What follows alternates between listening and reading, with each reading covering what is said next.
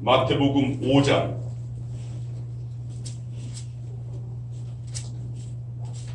1절에서 12절까지의 말씀.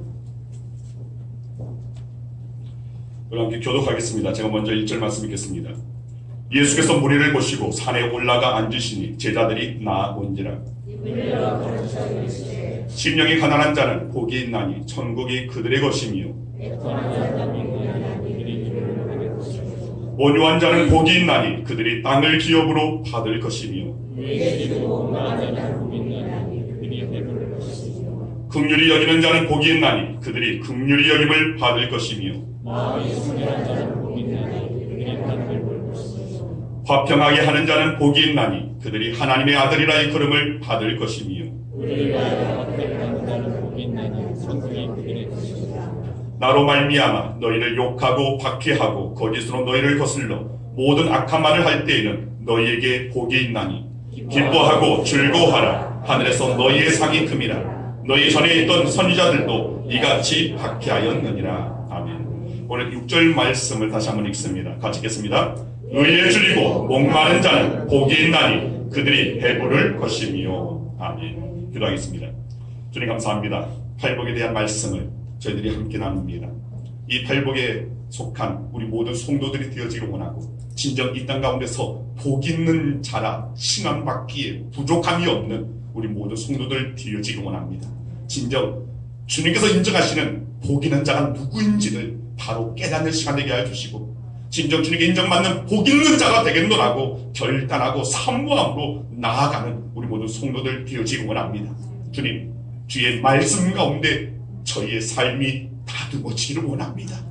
때로는 원하고, 때로는 깨어지고, 때로는 상한 마음 가지고 왔다 할지라도 주님, 이 시간 말씀 가운데 저희를 만져주시어서 진정 주님의 은혜 안에서, 주님의 사랑 안에서 하나님의 나라를 이룰 수 있는 저희 모두가 되어질 수 있도록 주의 은혜, 주의 사랑 더하여 주시옵소서. 이 시간 성령께서 강단 위아래 통일하게 붙잡아 주시고 역사하여 줄 줄 믿고 감사드리오며 예수 그리스도 이름으로 기도드리옵나이다. 아멘. 자, 우리 옆사람 그리고 앞뒤 사람 우리 함께 인사 나누겠습니다. 잘 오셨습니다. 주 이름으로 사랑합니다. 주 이름으로 축복합니다. 자, 우리가 지금 복 있는 사람, 팔복에 대해서 함께 은혜 나누고 있습니다. 이때 인사말이 달라져야 됩니다. 자, 우리 옆사람을 향해서 아유 복덩이시네요. 네, 복덩이도 좋고 복댕이도 좋습니다. 오늘 저와 여러분들이 정말 이 땅 가운데 복 있는 자라고 칭함받을 수 있는, 그리고 그것이 세상 사람들도 과연 부인할 수도 없고, 그리고 그 무엇보다도 세상 사람들이 인정하지 않더라도 주님 앞에 인정받는 주의 음성이 너는 복 있는 자야. 이 음성이 우리 모든 성도들에게 들려지기를 소망합니다. 혹 여러분 삶 가운데 야, 나는 박복한 인생을 살았어, 나는 여전히 복이 없는 그런 불쌍한 삶이야, 불행한 삶이야. 오늘 말씀 가운데 또 이 복 있는 사람 팔복에 대해서 말씀을 나누는 가운데 여러분들의 생각이, 여러분들이 마음이 완전히 달라지길 소망합니다. 나는 복 있는 사람이야. 따라서 하시기 바랍니다. 나는 복 있는 사람이야. 나는 복 있는 사람이다. 나는 복덩이야. 나는 복덩이야. 네, 맞습니다. 우리 정진환 집사님이 본인을 복덩이라고 하시는데, 다 같이 우리 정진환 집사님 나가서 집사님은 복덩이십니다. 아멘. 할렐루야. 네, 맞습니다. 우리 모두는 복덩이입니다. 우리 모두는 복 있는 사람입니다. 이제 더 이상 세상의 어떤 상대적인 어떤 그런 시선 앞에서 나는 복 없는 사람이야, 나는 불행한 사람이야, 그렇게 체념하고 낙심하고 절망하는 자가 아니라 주의 말씀 안에서 나는 하나님의 구원을 받은 하나님의 자녀가 된 나는 복 있는 사람이야. 하나님의 나라가 내 안에 있고 하나님의 그 나라를 향해서 나는 나아가고 있으니 나는 복 있는 사람이라고 정말 고백할 수 있는 저와 여러분 되어지기를 소망합니다. 자, 오늘 네 번째, 의에 줄이고 목마른 자의 복에 대해서 함께 은혜 나누기를 원합니다. 여러분, 우리가 예수를 믿으면 우리에게는 여러 가지 변화가 일어납니다. 그 중에 하나가 속사람의 변화입니다. 속사람에 대한 새로운 인식이 먼저 변화되어지게 되어 있습니다. 성경을 보면 사람을 두 가지로 나누어 이해합니다. 하나는 겉사람이고 또 하나는 속사람입니다. 겉사람이란 겉으로 드러난 사람의 모습을 말합니다. 세상에 드러내고 남에게 드러내고자 하는, 다른 사람들의 눈에 비춰진 내 자신의 그 모습, 이것이 바로 겉사람입니다. 외모, 능력, 성격, 삶의 태도, 소유, 이런 것들을 우리는 겉사람의 모습입니다. 이에 비해 속사람이란 감추어져 있는 모습입니다. 내 안에 감추어져 있는 모습, 다른 사람도 알지 못하고 또 내 자신도 제대로 알지 못하고 있는, 오직 주님께서만 아시는, 바로 우리의 속사람입니다. 자, 이 속사람, 이것을 쉽게 비유로 설명한다면 나무로 비유해 볼 수 있습니다. 나무는 나무의 줄기, 가지, 잎사귀, 자, 이와 같은 땅 위에 서 있는 부분이 있습니다. 이것이 바로 겉사람의 모습입니다. 겉으로 나타나는 모습입니다. 그런데 나무의 땅 아래에 있는 뿌리와 같은 땅 아래에 감춰져 있는 부분이 있습니다.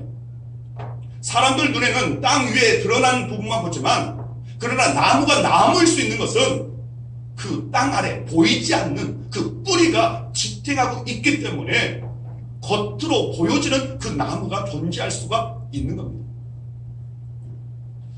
오늘 이것을 우리가 바로 인정하고 우리의 믿음도, 아니 우리의 하나님 보시는 우리의 사람입니다. 내가 정말 하나님 앞에 겉사람으로만 내가 나타나고 있는 우리의 믿음은 아닌가? 하나님께서는 겉사람을 모습을 보시는 분이 아니십니다. 우리의 속사람, 우리의 중심을 보시는 분이십니다. 즉 예수 그리스도를 믿는 믿음의 사람들, 그들은 겉사람이 달라진 사람이 아니라 속사람이 달라진 사람입니다. 그리고 속사람이 달라지면 여러분 겉으로도 드러나게 되어 있습니다. 그래 중요한 것은 너무나 많은 사람들이 겉사람에 사람들에게 보여지는 그 모습만 연연해 하고 있다는 겁니다. 오늘 말씀 가운데서 우리의 속사람이 보여지는 귀한 은혜 시간 되어지기를 소망합니다. 우리가 예수를 믿기 전에는 우리의 속사람을 제대로 볼 수 있는 눈이 없었습니다. 그래서 겉사람이 전부인 것처럼 겉사람에 몰두하며 살게 됩니다. 그러다 보니까 속사람이 병들고 죽어가고 있는데 그것을 인지하지 못합니다. 그것을 깨닫지 못합니다. 무엇이 문제인지, 무엇이 원인인지 알지 못합니다. 그러다 보니까 우리의 인생에, 우리의 삶에 여러 가지 문제를 제대로 풀어낼 수가 없다는 겁니다. 그러나 예수님을 믿고 나면 비로소 우리의 속사람이 달라집니다. 예수님께서 우리의 속사람을 만져주십니다. 고쳐주십니다. 우리의 근간, 우리의 뿌리를 완전히 새롭게 하여 주신다는 겁니다. 예수를 믿고 나면 우리의 속사람이 보여집니다. 그리고 우리의 믿음이 점점 자라나면서 우리의 속사람의 중요성도 알고, 그리고 우리의 속사람의 변화를 추구해 갑니다.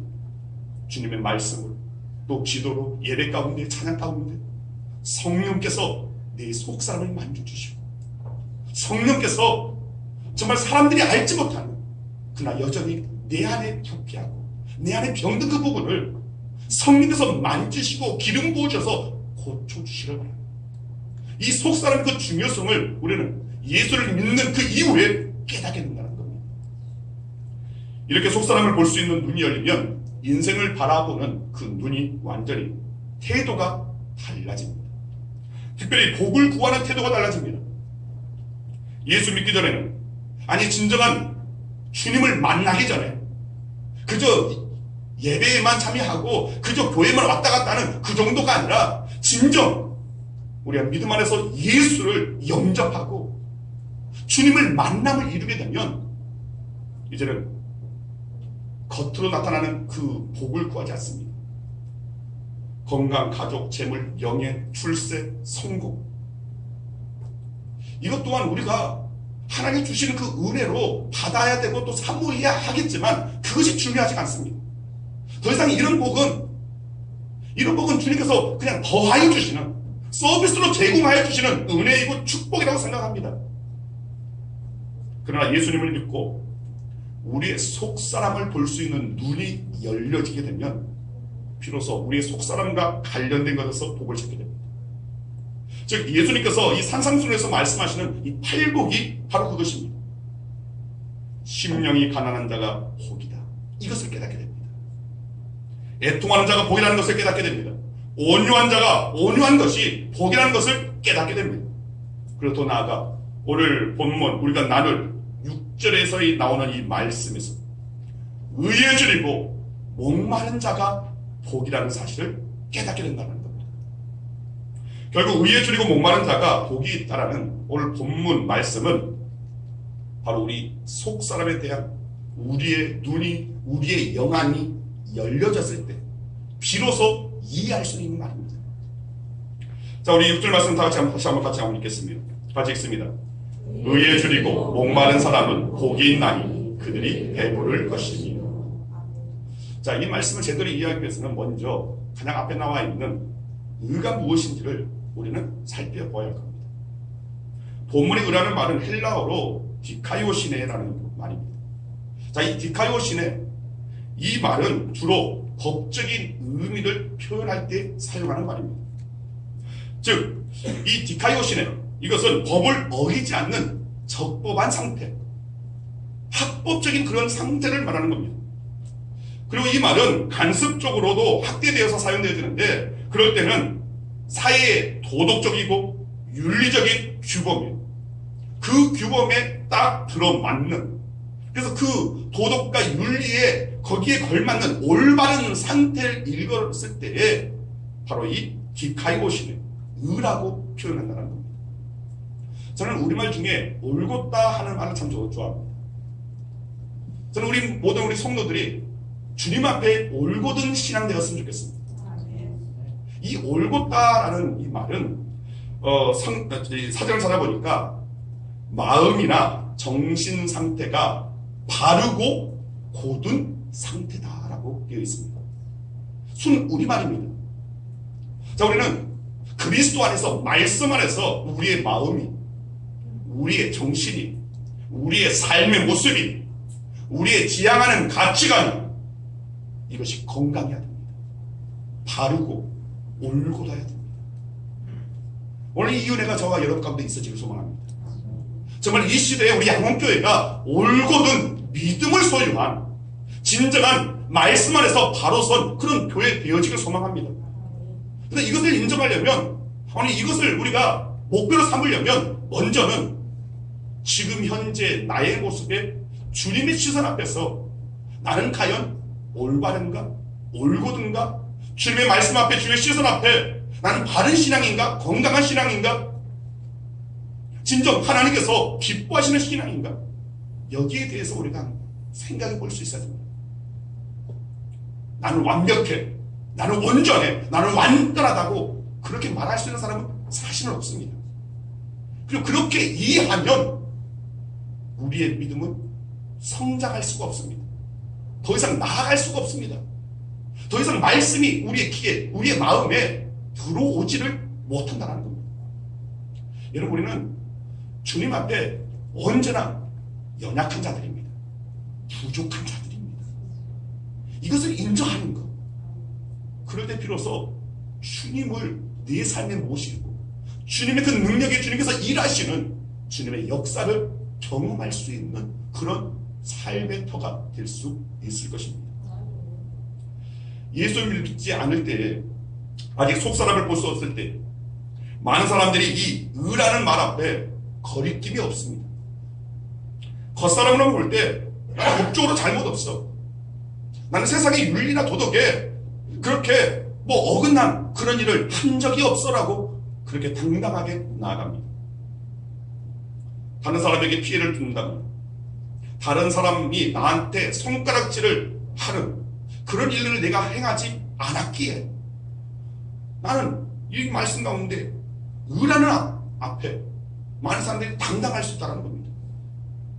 그러나 예수님을 알고 예수께서 베푸신 그 은혜를 알고 주님의 십자가 사건을 알고 주님의 그 십자가 앞에서 나는 죄인임을 고백하는 자들, 그런 자들은 이 의 앞에 바로 설 수가 없습니다.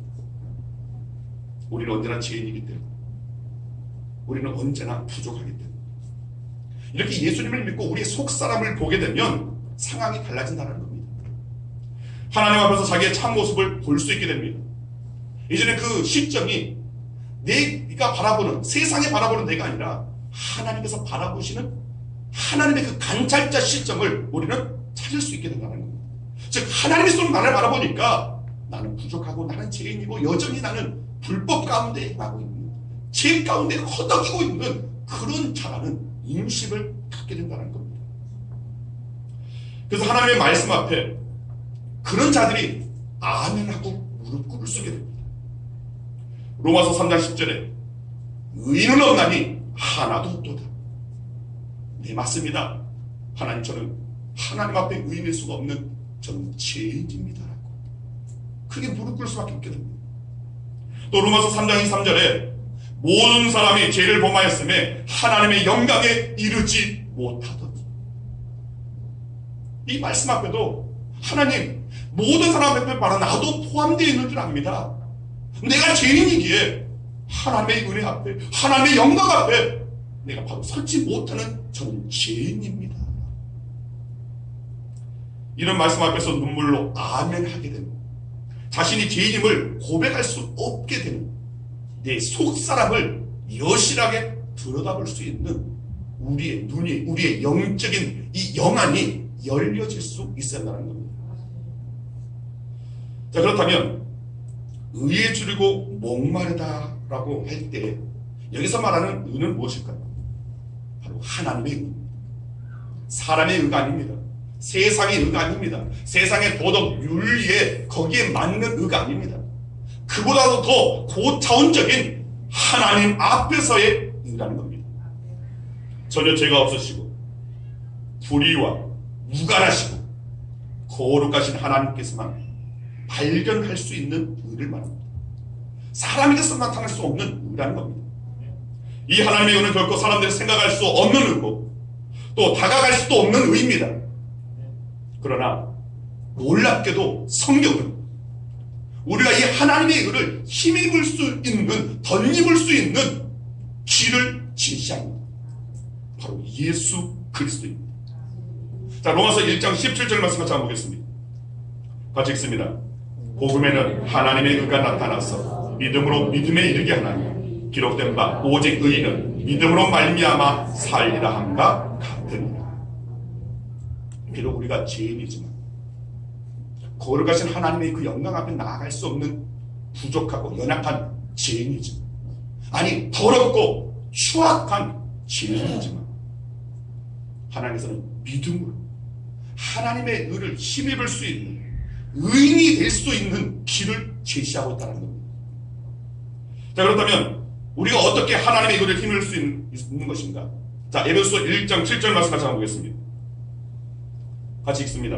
우리는 그리스도 안에서 그의 은혜의 풍성함을 따라 그의 피로 말미암아 구속 곧 제사함을 받았느니라.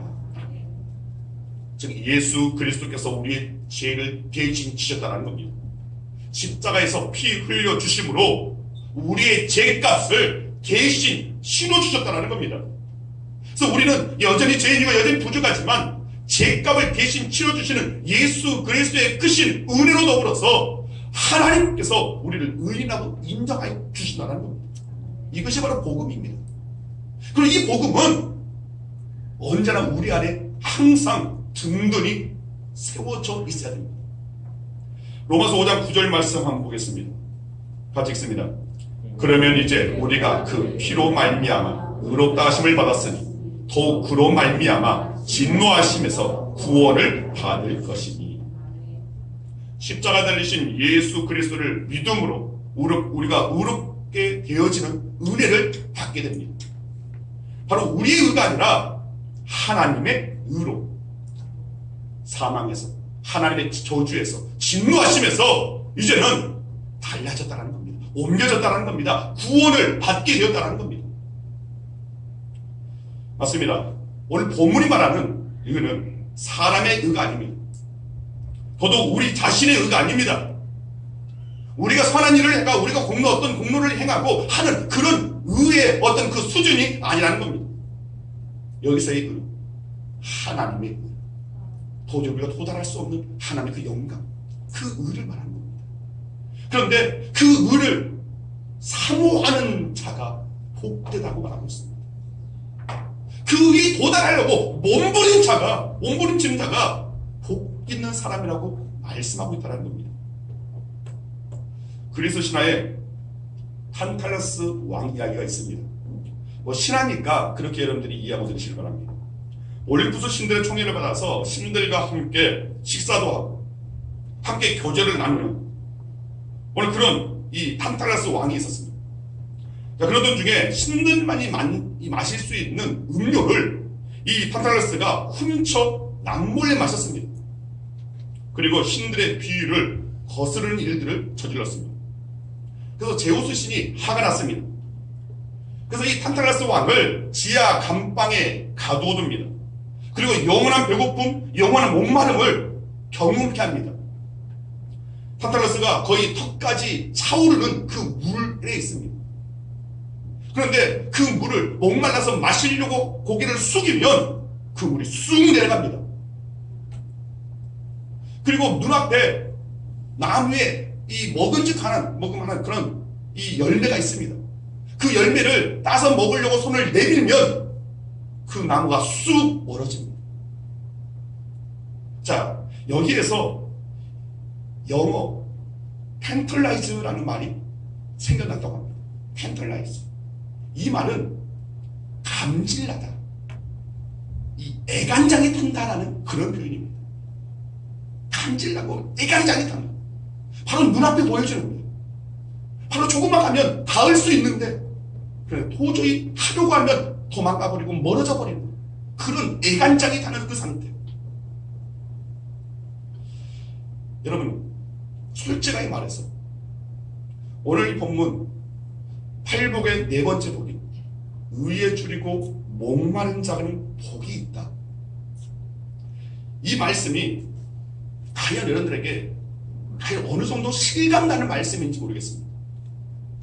아마 대다수 이 말씀이 그냥 성경에 있는 말씀이니까, 그냥 목사님이 강단에서 하시는 말씀이니까 그렇게 접근할 수가 있습니다.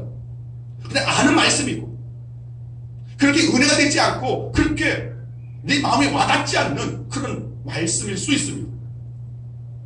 솔직하게 표현하면 그럴 수 있다는 겁니다. 오늘 이 말씀은 하나님께서 원하시는 우리의 모습입니다. 하나님께서 진정 이런 자가 복이 있다라고 말씀하는 기준입니다.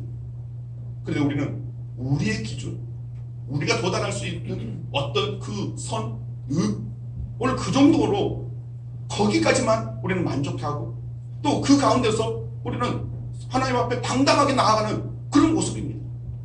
그런데 아니라는 거예요.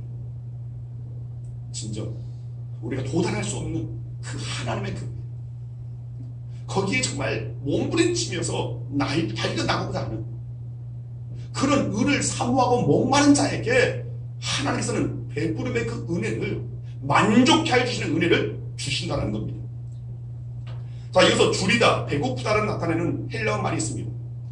페이노테스라는 이 헬라어는 약간 배가 고파서 간식거리를 찾는 정도예요. 지금 좀 배가 고프네 하면서 밤에 일어나서 냉장고를 열어보는 그 정도의 시장함을 말하는 것이 아닙니다. 이 단어는 페이노테스, 이 말은 자, 북한에서 굶주림에 탈북자들이 생깁니다. 이 탈북자들이 정말 죽기를 각오하고 배고픔에 못 이겨서 죽기를 각오하고 두만강을 건너가는, 정말 너무나 배고파서 풀을 뜯어먹고 벽지를 뜯어서 씹는 그런 상태의 배고픔입니다. 과연 우리가 지금 이 시대를 살아가면서 그런 굶주림을 경험하고 있습니까? 아마 줄이고 목마른 상태, 성경에서 말하는 이 줄이고 목마른 상태에 그것이 여러분 가운데 마음에 와닿지 않는 것은 뭐 이런 대로 살아갈 수 있는, 이런 데로 저렇게 그래도 나는 먹고 마시고 살아갈 수 있으니까, 그러다 보니까 이 말씀이 거의 와닿지 않을 겁니다. 또 목마르다, 딥손테스라고 헬라어를 사용하고 있습니다. 이 헬라어 단어는 무엇을 좀 마셨으면 좋겠는데 한 잔 내달라고 하는 그 정도의 목마름이 아닙니다. 이스라엘 백성들이 출애굽하여서 광야를 헤매는 가운데서 물이 없습니다. 맨날 며칠 물 없는 이 삭막한 그 사막길을 걸어갑니다. 뜨거운 태양 가운데 타는 목마름이 있습니다.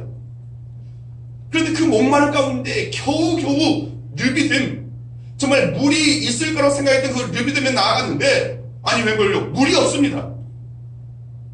그 가운데서 정말 혀가 갈라지고, 정말 물 한 방울이라도 내 혀에 적셨으면 하는 그런 정말 갈급한 그 상태에서, 그 가운데서 물이 없다 보니까 모세를 향하여서 난동을 부립니다. 바로 그런 상태입니다. 그런데 그런 상태 가운데 주님께서는, 하나님께서는 반석에서 물을 내어 주시는 겁니다. 이것이 은혜입니다. 이런 크나큰 은혜, 즉 강야에서 목말라 하는, 목이 말라서 혀가 입 천장에 달라붙는 그런 정도의 목마름을 말한다는 겁니다. 사실 세상 사람들은 겉사람이 줄이고 목말라는 체험을 하며 삽니다. 겉사람이 목말라, 겉사람이 정말 갈급한 그런 체험을 한다는 겁니다. 우선 욕망 때문에 줄이고 목마른 사람들이 있습니다. 성적인 욕망 때문에, 그리고 쾌락에 사로잡혀 줄이고 목마른 사람들이 있습니다. 도박이나 약물에 중독되어서 줄이고 목말라 하는 사람들이 있습니다. 또 다음으로 어떤 필요 때문에 줄이고 목마른 사람들이 있습니다. 무엇을 먹을까? 무엇을 마실까? 무엇을 입을까? 전전긍긍하며 사는 사람들이 있습니다. 그저 먹고 사는 일에 쫓겨서 인생을, 시간을 낭비하는 이들이 있다는 겁니다. 그리고 의미 때문에, 가치, 어떤 신념 때문에 줄이고 목마른 사람들이 있습니다. 신념을 지키기 위해서, 의리를 지키기 위해서 헌신적인 삶을 사는 그런 사람들이 이 땅 가운데 존재합니다. 그러나 그러다가 자기 독설에 빠집니다. 자기 과실, 자기 교만에 빠져 사는 사람들이 너무나 많다는 겁니다. 그러나 우리가 예수님을 믿고 우리의 속사람이 보여지는 우리의 영안이 열려졌을 때, 이제 더 이상 겉사람에 줄이고 목말라 하는 자들이 아니라 우리의 속사람에 줄이고 목마르는 영적 상태를 보게 되고, 그리고 우리의 속사람의 그 필요에 대해서 채우고자 하는 그런 말씀 가운데 먹는 그런 이들이 있다는 겁니다. 바로 우리가 예수 그리스도를 믿고 이제는 더 이상 겉사람이 아닌 속사람이 단단해질 수 있다는 겁니다. 시편 42편 1절 이하에 보면 이 시편 기자가 자신의 속사람에 줄이고 목마른 상태를 표현합니다. 자, 1절에서 3절까지 한번 말씀 보겠습니다. 시편 41편 1절에서 3절까지 말씀입니다. 같이 읽습니다. 하나님이여, 사슴이 시냇물을 찾기에 갈급함같이 내 영혼이 줄을 잡기에 갈급하니이다. 내 영혼이 하나님 곧 살아계시는 하나님을 갈망하나니 내가 어느 때에 나아가서 하나님의 얼굴을 배울까? 사람들이 종일 내게 하는 말이 네 하나님이 어디 있느냐 하오니 내 눈물이 주야로 내 음식이 되었도다. 시편 기자가 이렇게 고백합니다. 하나님이여, 사슴이 시냇물을 찾기에 갈급함같이. 여러분, 유대가는 그 당시 고대 근동 그 땅에는 건기가 되면 비가 한 방울로 내리지 않습니다. 그런 건기에 사슴이 목이 말라서 물 있는 곳을 찾아다니라고 이리저리 헤매고 있는 그 상태를 지금 하나님의 은혜에 대해서, 하나님을 만나기 위해서 하나님의 은혜를 사모하는 이 시편 이 저자의, 이 기자의 그런 영적 상태를 지금 이렇게 표현하고 있는 겁니다. 하나님을 만나 뵙고 싶은 그런 간절함, 하나님의 실존을 경험하고자 하는 그 사모함, 이것이 신앙입니다. 다른 것이 신앙이 아니라 바로 내가 주님을 만나는 것이다. 정말 주님께서 내 삶 가운데 찾아와 주시기를, 주님께서 내 인생을 만져주시기를, 주님께서 우리 가족을 만져주시기를, 주님께서 이 나라의 민족을 불쌍히 여기시고 붙잡아 주시기를 간절히 사모하는 그 상태, 갈급한 상태, 이것이 바로 진정한 신앙의 모습이라는 겁니다. 나를 사랑하사 나를 위하여 자기 몸을 버리신 예수님, 그 예수님을 만나고 싶다. 그 예수님을 더 알고 싶다. 그 예수님과 함께 동행하고 싶다. 그 예수님을 목자 삼아 따르고 싶다. 이 사모함이 우리 가운데 있어야 한다는 겁니다. 한번 그림을 보도록 하겠습니다. 자, 예수님 사진입니다. 2차 세계대전 때 중국 오지에서 어떤 사진기자가 정말 주님의 얼굴을 한 번만 본다면, 마음속에 한 번만 본다면 내가 주님을 믿겠습니다. 그런데 그 가운데 들려지는 음성으로 사진을 찍으라 하는, 그 가운데 눈이 녹아서 그런 정말 보기에 너무나, 그래서 눈이 녹아내리면 그 검은 이 지륵이 튀어나오고 그 가운데 있는 보기 싫은 그런 장면인데, 그런데 사진을 찍으라는 그 음성 가운데 사진을 찍었더니 이 사진을 얻게 되었다고 말합니다. 자, 이것이 사실인지 아닌지는 아직 모르지만, 또 어떤 이는 이 사진이 어떤 인간의 어떤 작시를 가지고 그렇게 말하는 지어낸 것이 아니냐, 이렇게 말들을 합니다. 저는 처음에 이 사진을 보고 대체 어떤 게 예수님의 모습이야? 정말 무슨 이게 예수님 사진이야? 뭐 해골의 옆에 옆모습을 찍어놓은 것 같은 그런 모습인데, 이리 봐도 저리 봐도 예수님의 얼굴이라고 예수님의 그림 전혀 보이지 않았습니다. 답답했습니다. 그런데 제가 신학대학에 들어가 그 가운데 제 그 폐결핵이 재발이 되어서 정말 공고하고 그 가운데서 가만히 벽에 기대고 다 이렇게 있는데, 저 그렇게 딱 그림을 보는데 그때 딱 보여지는 거예요. 그때의 희열이라. 왜냐하면 그 이전에 이것을 못 본 사람은 구원에 이르지 못할 것 같은, 구원받지 못한 사람들은 이 그림을 못 보는 것 같은 혹여라도 하는 그런 마음이 들어서, 난 구원받은 택함받은 백성이 아니기 때문에 내가 저 그림을 못 보는 건가? 그런 어리석은 마음이 들어서. 그런데 그러다가 이 그림을 딱 보게 되니까 그 삶 가운데 보이니까 너무나 기뻤어요. 너무나 기뻤어요. 아마 여러분 중에도 여전히 저게 무슨 예수님의 얼굴이야? 대체 이게 뭐야? 어떻게 봐야 돼? 어디가 눈이고 어디가 코고 어디가 입이야? 아마 그러신 분도 있을 겁니다. 자, 이 그림이 정말 그렇게 예수님을 나타내는 그 모습을 나타내는 사진이든 아니든 저는 다르게 생각합니다. 한번 다음 사진 한번 보겠습니다. 3일 전에 우리 성한 형제가 우리 정성한 청년이 저녁에 목사님 잠깐 뵙고, 교회에 계시면 뵙고 뭐 좀 보여드리고 싶은데요 하고 찾아왔습니다. 그러면서 보여주는 거예요. 며칠 전에 정말 영적으로 그 갈급한 가운데서 정말 예수님을 만났으면 하나님을 정말 배웠으면 하는 그런 마음이 들었답니다. 그 마음 가운데 이 핸드폰을 가지고 사진을 딱 찍었습니다. 그리고 이제 그 사진을 많이 보는 가운데, 자, 그 다음 한번 사진을 보세요. 좀 확대했습니다. 자, 여전히 이것은 뭐 구름이고 뭐 뿌연기 이게 뭔가 하는 분들이 있을 겁니다. 근데 저도 처음에 딱 받아보고 이랬는데, 잘 보니까 어떤 그 형상이, 예수님의 어떤 그 형상의 어떤 모습이 딱 보여진 것 같아요. 그러다 이렇게 보니까 그런 것 같습니다. 자, 그 가운데 우리 성한 형제가 너무 기뻐가지고, 너무 즐거워서 정말 하나님, 주님을 배울 수 있는 그 뵙고자 하는 그 사모함 가운데 주님께서 보여주셨느라고 그렇게 기뻐하면서 찾아왔습니다. 그러면서 저한테 이거 정말 예수님의 모습일까요? 사진일까요? 근데 그렇게 물으면서도 얼굴을 환하게 펴 있습니다. 왜일까요? 자, 진짜 이게 그냥 인간의 어떤 사람의 어떤 작시의 현상으로 보여지는 부분이다 할지라도 주님을 뵙고자 하는, 주님을 만나면 어렴풋이나마 주님의 그 형상, 그 모습만이라도 배웠으면 하는,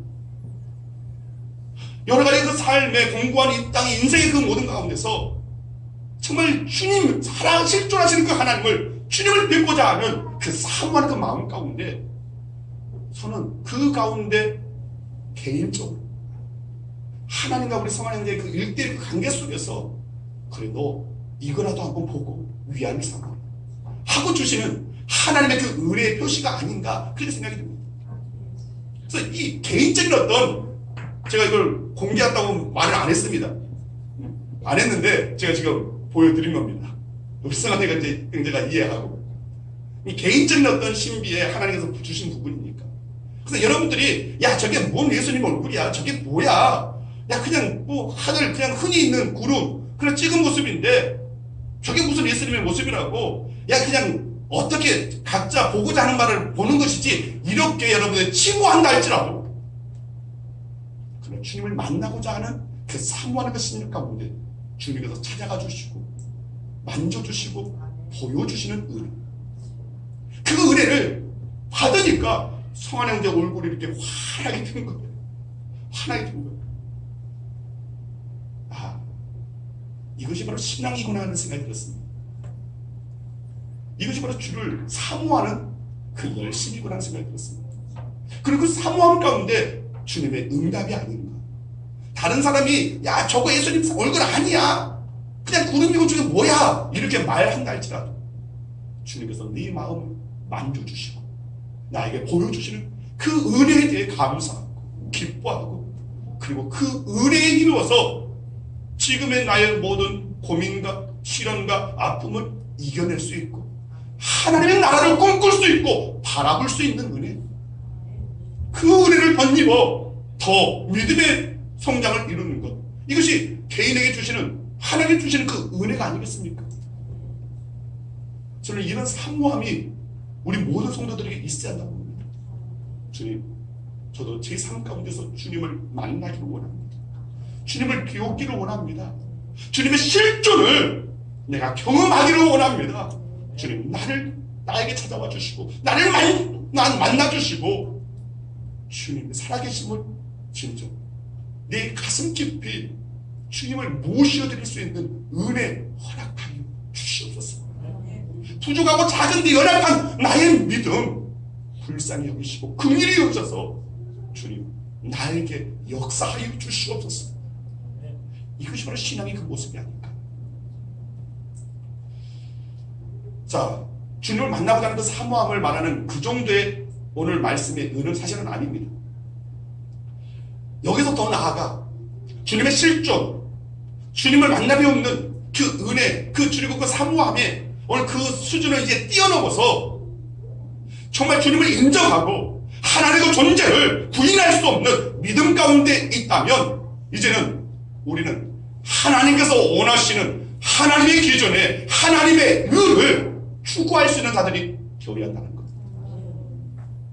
하나님의 주님, 내가 하나님의 의를 이루기를 원합니다. 하나님의 의의 도구가 되어지기를 소망합니다. 주님, 내 심령에 하나님의 나라가 이루어지기를 원합니다. 주님, 우리 가정에 하나님의 의가 나타나지기를 원합니다. 이 나라, 이 민족에 하나님의 나라가 세워지기를 원합니다. 즉 하나님의 그 의에 줄이고 목말라 하는 자들에게 주시는 복이 그들이 배부를 것입니다. 자, 배부를 것이라는 말은 무슨 말이겠습니까? 만족해 하여 주신다는 겁니다. 응답하여 주신다는 겁니다. 그 사모함이, 그 줄이고 목말라함이 개인이든 공동체든 민족이든 나라이든 진정 그를 사모하고 그리고 사모하는 그 신으로 나아가는 자들에게 주님께서는 찾아와 주시고 만나 주시고 우리에게 보여주신다는 겁니다. 잠언 8장에 14절인가요? 17절인가요? 나를 사랑하는 자가 나의 사랑을 이루고 나를 간절히 찾는 자가 나를 만나리라. 주님의 약속입니다. 하나님의 약속입니다.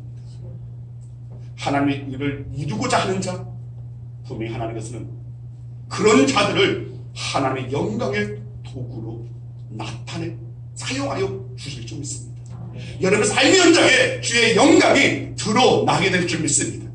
저는 바라보는 우리 양원교회에 하나님의 영광이 임할 줄 믿습니다.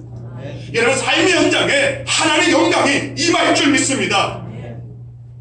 이를 위해서 줄이고 사모하는 진정한 신앙, 주를 악망하는 그 사모함이 있어야 할 줄 믿습니다. 이 은혜가 우리 모든 성도들에게 임하여 지를 간절히 주의 이름으로 축원드립니다. 기도하겠습니다.